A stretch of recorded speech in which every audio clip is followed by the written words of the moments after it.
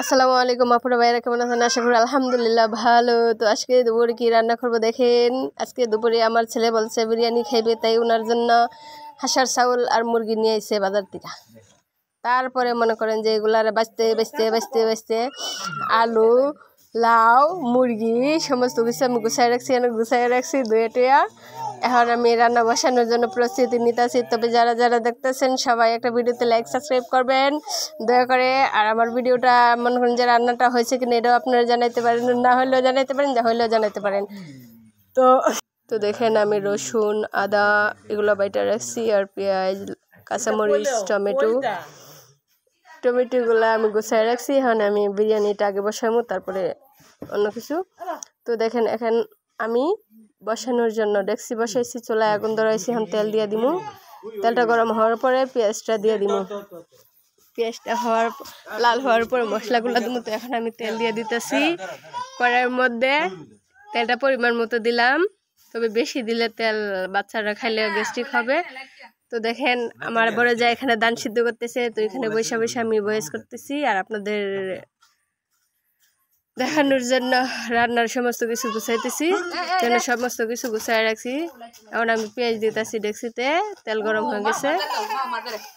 তো দেখেন আমি ডেকসিতে পেঁয়াজ দিয়ে দিলাম। তো এখানে 3টা পেঁয়াজ দিছি পরিমাণ মতো, এত বেশিও দেয় না এত কমও দেয় নাই।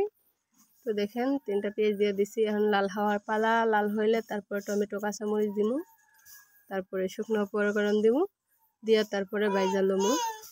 যারা যারা দেখবেন সবাই আমার ভিডিওটাতে লাইক সাবস্ক্রাইব করবেন, আর দেখা ভালো হয় কিনা জানাইবেন।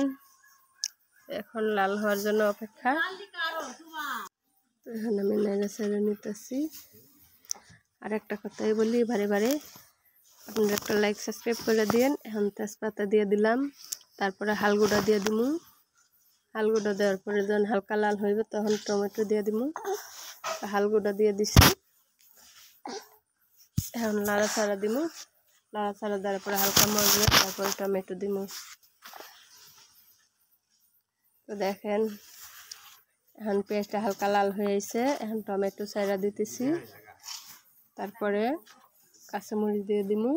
কাঁচামরিচ দেওয়ার পরে বাইজা লমু ভালো করে, তারপরে মশলাগুলো দিমু। তো কাঁচামরিচগুলা হালকা বাইঙ্গা দিতেছি। তো হালকা বাইঙ্গা দিছি, কারণ আদাটা দিয়ে দিছি। তো এখন দিলাম, দিয়ে বাইজা লমু। বাজার পরে তারপরে মশলা দিমু। তো রসুন আদা দিয়ে শেষ। এখন লাইরা চাইরা লইতেছি। লাড়াটা হইলে দিয়ে দিমু মশলা। তো একটু বাজা হোক, বাজা হলে জিনিসটা ভালো লাগবে, খাইতেও ভালো লাগবে। তো আমি বিরিয়ানির জন্য ছোট ছোট টুকরা করি নাই।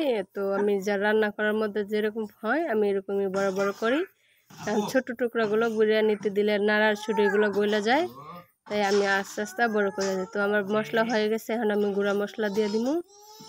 গুঁড়া মশলা দেওয়ার পরে লাল হইলে ঝোলটা দিমু। তো দেখেন ভাজা একবারেই সম্পূর্ণ হয়েছে, মশমশা হয়েছে। আর একটু মশমশা করলে কালো হয়ে যাবে, যার কারণে এরকমই রেখে দিছি, কারণ মশলাতে পরে বুনানো হইব। তো এখন মরিচ দিয়ে দিতেছি। এখন হলুদ দিয়ে দিমু। তো হলুদটা দিয়ে দিলাম, আর একটু হলুদ দিতেছি। এখন ধনিয়ার গুঁড়াটা দিয়ে দিমু। ধনিয়ার গুঁড়া দিয়ে লবণটা দিয়ে দিমু। তো ধনিয়ার গুঁড়া দেওয়া শেষ। ধনিয়ার গুঁড়া দেওয়ার পরে এখন লবণ দিমু। তো লবণ দিয়ে লাইরা তারপরে ঝোলটা দিয়ে দিমু। তো লবণটা দিয়ে দিলাম। এখন ঝোল দিয়ে দিমু। ঝোলটা দেওয়ার পরে মশলাটা ফোটার জন্য অপেক্ষা করব। তো জিরার গুঁড়া দিয়ে দিলাম। জিরার গুঁড়া দিয়ে দেওয়ার পরে এখন পানি দিয়ে দিছি। পানি দেওয়ার পরে এটা নাইরা আমি বলক ওঠার অপেক্ষা করব। যখন বলক উঠবো তখন আমি গুলা দিয়ে দিব। তো দেখেন এটা যখন ভাজা হয়ে লাল হয়ে গেছে, ডেকচিতে লেগে গেছে, তো এটা উঠাইতেছি। আর এদিকে নাড়া দিতেছি ভালো করে। আমার নাড়া দেওয়া শেষ। এখন আমি দেখা দিব। দেখেন দেখা দেওয়ার পরে বলক আসছে। এখন নাড়া নিমু ভালো করে। নাড়ার পরে এগুলো ছেড়ে দিব। দেখেন নাড়া মশলাগুলা দিয়ে দিব।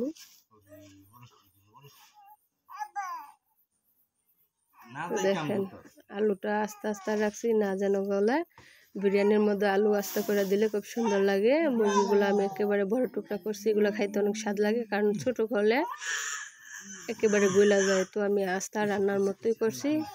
তো আপনারা চাইলে এভাবে বড় করেও রান্না করে খাইতে পারেন বা ছোটো করেও খাইতে পারেন, যার যেভাবে ভালো লাগে সেভাবে রান্না করে খেতে পারেন। তো আমার এইভাবেই বেশি একটা ভালো লাগে, কারণ আলুগুলো আস্তে আস্তে থাকে, টিপ দিলে একেবারে গলা যায়। দেখেন তরকারি কালারটা এখনই বর্তমানে কত সুন্দর হয়েছে। তো দেখেন তরকারিটা বলক এসে পড়ছে, আবার হইলে তারপর আমি চাউলটা দিয়ে দেবো। তো দেখেন নাড়া দেওয়ার জন্য আমি দম করলাম, নাড়া দিলাম। দেখেন নাড়া দিলাম, নাড়া দেওয়ার পরে আমার তরকারিটা দেখেন কত সুন্দর হয়েছে, মাশাআল্লাহ। সবাই দোয়া করবেন আমার রান্নার জন্য ভালো হয়, আর রান্না দেখে কমেন্ট করেন ভালো হয়েছে কিনা। তো এখন আমি বিরিয়ানির মশলা, তো দেখেন বিরিয়ানির মশলাটা দেওয়ার পরে এখন আমি লাইরা নিমু। তো বিরিয়ানির মশলাটা আসলে পুরা প্যাকেট না, এটা অর্ধেকটা প্যাকেট আগের ছিল, আরেকদিন রান্না করছিলাম, তারপরে রেখে দিছিলাম অর্ধেকটা। তো এখন আমি এটা মিশাইয়া নাইরা দিলাম। আবার যখন বলক উঠবে তখন আমি এটা মধ্যে চাউল দিয়ে দিব। তো এখন আমি চাউলটা টেপের মধ্যে ধুয়ে নিব ভালো করে, দেওয়ার পরে তারপরে ডেক্সিতে দিব। তো দেখেন আমার চাউল প্রায় ধোয়ার শেষ পর্যায়ে, এরপরে হাতটা দিয়ে ভালো করে একটু নিতেছি যাতে ময়লাগুলো না থাকে বা সাদা পানিগুলো না থাকে। তো দেখেন দেওয়ার পরে হালকা হালকা বেরোইতেছে। এই যে দেখেন চাউলটা একবারে সাদা সাদা হয়েছে, দেখেন কত সুন্দর হয়েছে। ভালো করে ভিজায় রাখছিলাম বেসিনের মধ্যে, ভালো করে ধুয়ে ভিজায় রাখছিলাম বেসিনের মধ্যে। তো এখন আমি ডেক্সিতে দিয়ে দিব। দেখেন চালটা কত সুন্দর হয়েছে, মাশাআল্লাহ। এখন আমি ডেক্সিতে ডাইলা দিতেছি, ডাইলা তারপরে পানিটা দিয়ে দিব।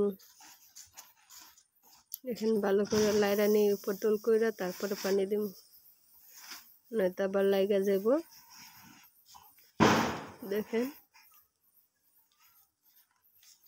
এইভাবে যদি বিরিয়ানি আপনারা রান্না করে খাইতে চান তাহলে করতে পারেন, সমস্যা নেই, বা আপনারা যেভাবে পারেন সেভাবে করতে পারেন।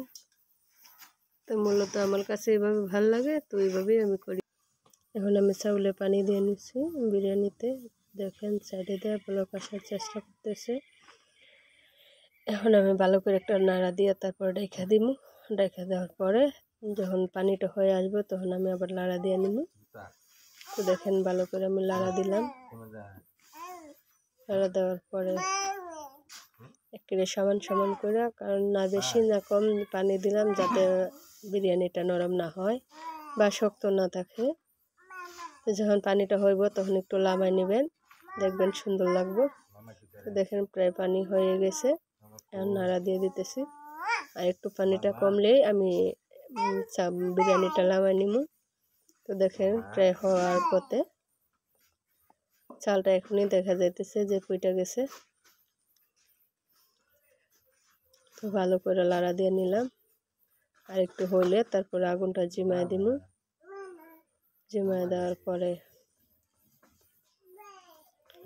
ভালো করে নাড়া দিতেছি, কারণ তলে যেমন না লাগে, লাগলে বিরিয়ানিটা আমার তো একটা ভালো লাগবে না, পুরো পুরো গন্ধ করবে, তাই আমি রেখে দিলাম।